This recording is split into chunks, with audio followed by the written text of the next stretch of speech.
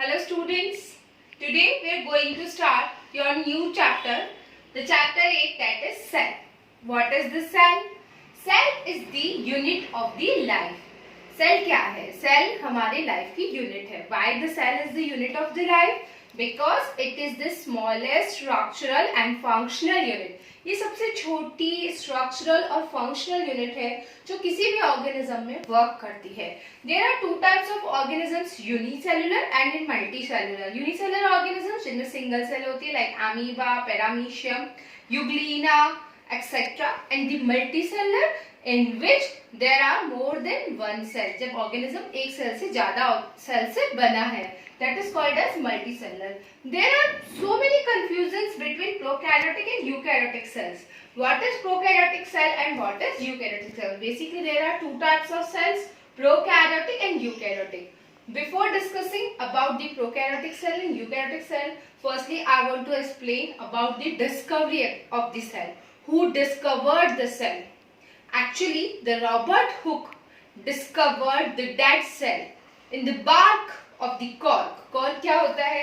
जो कोई बॉटल के ढक्कन में ऐसे बॉटल्स में ऐसे कांच की बॉटल्स में से ढक्कन नहीं लगे होते, they are the cork. और कॉर्क का बार्क क्या है? डेड मटेरियल, जिसको हम कॉमन लैंग्वेज में कहते हैं छाल. So the bark of the cork, the Robert Hooke discovered the small chambers, and these small chambers are known in the Latin language, that is celluli. And then the basis of the celluli or on the basis of these small chambers, they gives the name cell. उन्होंने कौन सा नाम दिया? Cell को name दिया. तो cell जो है उसका क्या मतलब है? बेसिकली स्मॉल चैम्बर्स, छोटे छोटे chambers. So Robert Hooke firstly discovered the dead cell in the bark of the cork. After that, the developing of the microscope, the Antony von Leeuwenhoek, who also known as the father of the microbiology, discovered the living cell. Antony von Leeuwenhoek ने living cell को discover किया था. Who discovered the nucleus of the cell?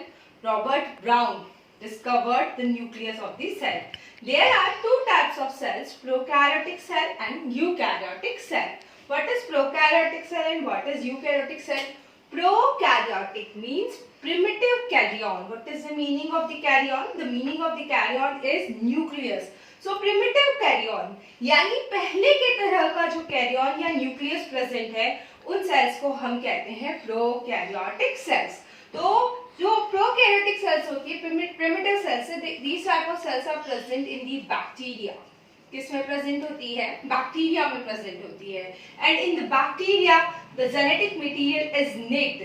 The naked genetic material is present in the primitive type of cells and these cells are called as prokaryotic cells. Naked genetic material present है primitive type of cells में और इसे हम क्या कह रहे हैं? Prokaryotic cell. तो देखो प्रोकैरियोटिक सेल, इसमें निकेड जेनेटिक मटेरियल प्रेजेंट है. और देखो जो यूकैरियोटिक सेल होती है उसमें हिस्टोन प्रोटीन्स होते हैं जो जेनेटिक मटेरियल की पैकेजिंग करते हैं, कंडेंस करते हैं, न्यूक्लियोसोम का फॉर्मेशन करते हैं, क्रोमोसोम बनाते हैं. बट प्रोकैरियोटिक सेल में हिस्टोन प्रोटीन्स भी एब्सेंट होते हैं. Histone proteins are absent. क्या होते हैं histone proteins? Stone proteins are the specific proteins and they package the genetic material. Store protein specific proteins है जो कि जेनेटिक मटेरियल को क्या करते हैं? पैक्ड करते हैं. तो ये जो स्टोन प्रोटीन्स होते हैं वो भी प्रोकैरियोटिक सेल में एब्सेंट होते हैं. So in the prokaryotic cell the naked genetic material is present and it is not condensed, so histone proteins are absent. What we said, the naked genetic material, we know nucleoid. What we said? We said nucleoid, the naked genetic material in which histone proteins are absent. Then it is called as nucleoid. उसको हम क्या कह रहे हैं? Nucleoid कह रहे हैं. Prokaryotic cell में नेकेड जेनेटिक मटेरियल न्यूक्लियोइड के अलावा एक और एक्स्ट्रा सेलुलर जेनेटिक मटेरियल भी प्रेजेंट होता है. This extracellular genetic material is known as plasmid. इस extracellular genetic material को हम plasmid कहते हैं. It is not necessary that plasmid is present in each and every bacterial cell, in each and every prokaryotic cell. कोई जरूरी नहीं है कि प्लाज्मिड सारी बैक्टीरियल सेल्स में प्रेजेंट हो. But yes, if it is present in any prokaryotic cell or in any bacteria, then it provides resistance to that cell. ये उस सेल को रेजिस्टेंस प्रोवाइड कराता है, उस बैक्टीरिया को रेजिस्टेंस प्रोवाइड कराता है। Basically another cell organelles are absent in the prokaryotic cell. Prokaryotic cells में बाकी वाले सेल ऑर्गेनेलीज जो होते हैं वो एब्सेंट होते हैं। Only membraneless cell organelles present होते हैं and they are ribosomes. There is no membrane on the ribosome. Ribosome में कोई भी मेम्ब्रेन नहीं होती है।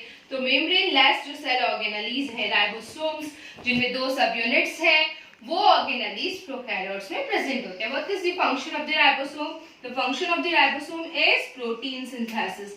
So ribosome perform protein synthesis function in the prokaryotic cell with the help of which actually there are 3 walls in the prokaryotic cells. The outer wall that is present in some bacteria in which plasmid is present. वो bacteria या वो prokaryotic cell जिनमें plasmid present होता है उनमें एक outer coat present होता है and this outer coat is called as capsule. उस आउटर कोट को हम कैप्सूल कहते हैं। कैप्सूल के अंदर एक वॉल होती है, थिक वॉल, जो कि म्यूकोपेप्टाइड्स, ग्लाइकोकैलिक्स इन सब से डेवलप होती है। This wall is called as cell wall. इस वॉल को हम कहते हैं cell wall. Inside the cell wall there is a cell membrane like structure and this cell membrane folded at some places. ये जो सेल मेम्ब्रेन जैसा structure है ये कुछ जगह पर फोल्डेड होता है and it acts as the site of the synthesis of the protein. ये जो फोल्डेड पार्ट है ये प्रोटीन सिंथेसिस का फंक्शन करता है with the help of the ribosome. At the some parts of the cell membrane there is a folded part and this folded part with the help of ribosome acts as the site of the protein synthesis. So it is also called as mesosomes. So actually in the prokaryotic cells, in the bacteria, the endoplasmic reticulum is absent and the cell membrane acts as the site of the protein synthesis. Cell membrane protein synthesis की site की तरह act करती है। So prokaryotic cell, primitive cell, all prokaryotics are the prokaryotic cell is present in bacteria and all bacteria are unicellular. तो अगर prokaryotic cell किसी में भी present है तो वो unicellular organisms होंगे और उनको हम bacteria कहते हैं। So what is the meaning of the prokaryotic? When the primitive carrion, primitive nucleus is present, naked genetic material, there is no covering on the genetic material and the genetic material is not condensed. So वो condense भी नहीं होता है। That is so histone proteins are absent. Histone protein absent होते हैं। कितनी walls होती है? 3 walls होती है। अगर प्लाज्मिड प्रेजेंट है तो फर्स्ट होगी कैप्सूल जो उसको प्रोटेक्ट कर रही है, second dead cell wall and the third that is act as a synthesis of the protein and enzymes, mesosome, that is called as plasma membrane. Now the another cell that is eukaryotic cell. The eukaryotic cell is a developed cell. Eukaryotic cell developed cells होती है जो कि किस में present होगी? Protista में, fungi में, Plantae में एंड एनिमेलिया में. So eukaryotic cells are developed cells and the well defined nucleus is present in the eukaryotic cell. In the prokaryotic cell, undefined naked genetic material is present, that is called as nucleoid. But in eukaryotic cell, the well-defined nucleus is present and a covered genetic material. Genetic material covered होता है और well-defined nucleus present होता है. In the eukaryotic cell, there are 2 type of cells: plant cells and animal cells. Eukaryotic cell में 2 type की sales हम हो सकती है. वैसे फंजाई भी है, वो भी यूकैरियोट्स में आ रही है. प्रोटिस्टा है, वो भी यूकैरियोट्स में आ रही है. बट बेसिकली हम जो डिफरेंशिएट करते हैं वो किसे करते हैं? प्लांट सेल और एनिमल सेल को. अगर हमें यू और प्रो में डिफरेंस देखें हम, तो प्रो में नेकेड जेनेटिक मटेरियल है, यू में कवर्ड जेनेटिक मटेरियल है. प्रोकैरियोटिक सेल में जो जेनेटिक मटेरियल है वो नॉन कंडेंस्ड है. यूकैरियोटिक सेल में कंडेंस्ड जेनेटिक मटेरियल प्रेजेंट है. In the prokaryotic cell the membrane organelles are absent. देखिए कोई भी मेम्ब्रेन ऑर्गेनेली नहीं है, सिर्फ प्लाज्मिड है, वैक्यूल्स है, स्मॉल वैक्यूल्स और न्यूक्लियोइड है. But in eukaryotic cell there are so many cell organelles. So it is very primitive type of cells and it is a well defined cell. Obviously it is present in the multicellular organisms in the group, but it is also present in unicellular organisms condition in the protista. मैं आपसे कह रही हूँ कि eukaryotic cell multicellular organisms में present होती है, but ये यूनिसेलुलर ऑर्गेनिजम्स में भी होती है. कौन से यूनिसेलुलर ऑर्गेनिजम्स? प्रोटिस्टा. तो प्रोकैरियोटिक बैक्टीरिया में प्रेजेंट होगी और यूकैरियोटिक अगर सिंगल सेलर में प्रेजेंट है तो वो किस में प्रेजेंट होगी? प्रोटिस्टा में. और अगर मल्टी सेलर में प्रेजेंट है तो वो फंजाई, प्लांटे और एनिमेलिया में प्रेजेंट होगी। अब मैं प्लांट सेल और एनिमल सेल के बीच में डिफरेंस की बात करूं तो in the plant cell there is a dead cell wall, it covers the plant cell. Plant cell में एक डेड सेल वॉल ऑलवेज मिलेगी and that is developed from cellulose, pectin, hemicellulose, lignin, there are so many substitutes, suberin, so the plant cell is covered by the cell wall. Plant cell किससे covered है? Cell wall से। Inside the cell wall there is a semi-permeable cell membrane. Which type of membrane? Semi-permeable cell membrane. That has selective permeability. उसमें क्या होती है? Selective permeability. किससे developed है? Lipid and protein से। Who proposed the model of the semi-permeable membrane? The Singer and Nicholson proposed the model of the semi-permeable membrane. And it is selective permeable, जो selective चीजों को आने देती है। Actually hydrophilic और hydrophobic दो types होते हैं इनमें। तो philic area water soluble substitutes को आने देता है, उसके साथ ही इसमें कैरियर प्रोटीन्स होते हैं, पोर्स होते हैं, तो ये कैरियर प्रोटीन्स जो होते हैं उन सब्स्टिट्यूट को ट्रांसफर करते रहते हैं। अब अगर ये प्लांट सेल है तो there is a big vacuole present in the plant cell in the centre. Plant cell में एक बड़ी सी वैक्यूल सेंटर में प्रेजेंट होती है। What is the function of this vacuole? This vacuole collect the waste material in the plant cell.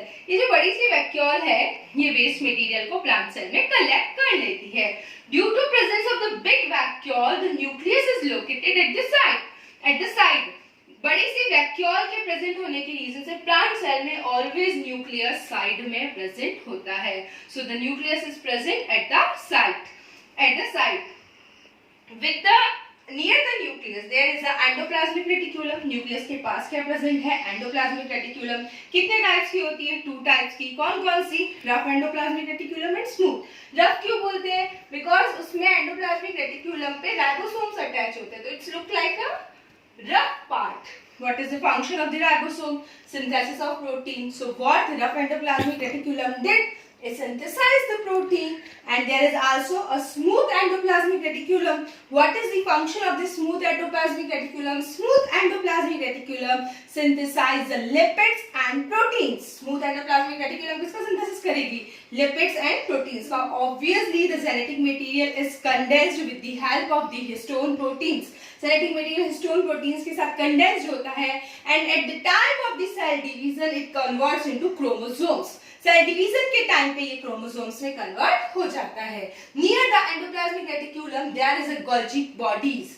Camillo Golgi discovered the Golgi bodies. Ribosomes की discovery किसने की थी? पैलेट ने की थी।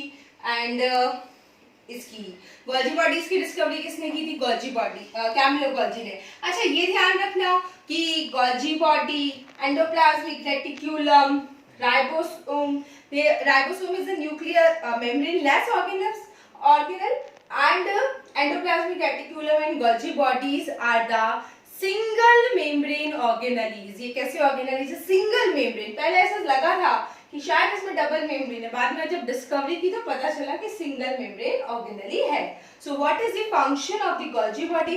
गोल्गी बॉडी में 2 पार्ट्स होते हैं, एक होता है सिस और दूसरा होता है ट्रांस। देखो सिस पार्ट सिंथेसिस करता है सिस्टर्नीज का इस तरह से, और फिर ट्रांस पार्ट जो होता है वो लिपिड्स को कन्वर्ट करके छोटे छोटे पैकेजिंग फॉर्म में। कहते हैं कि the Golgi body is responsible for the packaging, material packaging. ये मटेरियल पैकेजिंग के लिए रिस्पॉन्सिबल है, ये मटेरियल्स को पैकेज करता है। Always it is located near the endoplasmic reticulum. ये हमेशा एंडोप्लाज्मिक रेटिकुलम के पास में मिलेगा और जो भी मटेरियल्स है उनको पैकेज करता रहेगा। देखो अगर ये प्लांट सेल है तो इसमें प्लास्टिड ऑलवेज आपको मिलेंगे। प्लास्टिड क्या होते हैं? Plastids the organelle that is semi autonomous. What is the meaning of this semi autonomous? जैसे सेमी परमिएबल होता है कि जो आधी चीजों को परमिएबल करता है, वैसे ही होता है semi autonomous. What is the meaning of the semi-autonomous? Semi-autonomous का मतलब है कि वो अपना आधा काम खुद कर रहा है। एक्चुअली साइंटिस्ट ऐसा मानते हैं कि पहले माइटोकॉन्ड्रिया और प्लास्टिड जो थे वो प्रोकैरियोटिक सेल्स थे। बिकॉज देखो माइटोकॉन्ड्रिया और प्लास्टिड जो है इन दोनों में ही अपना प्लाज्मिड है। प्लाज्मिड